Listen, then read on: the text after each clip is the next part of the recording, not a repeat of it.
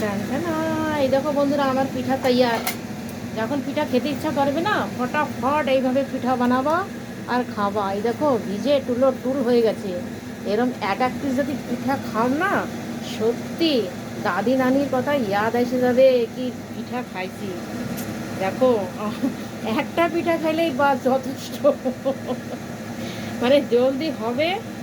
সেই জন্যে এই দেখো, দেখো দুধটাও দেখো কত ঘন হয়ে গেছে।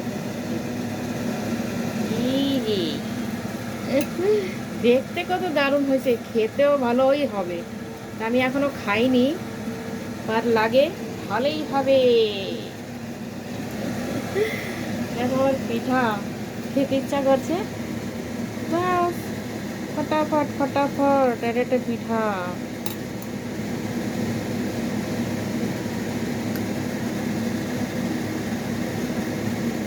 পিঠাটা কত নরম হয়েছে পরের ভিডিওতে দেখাবো।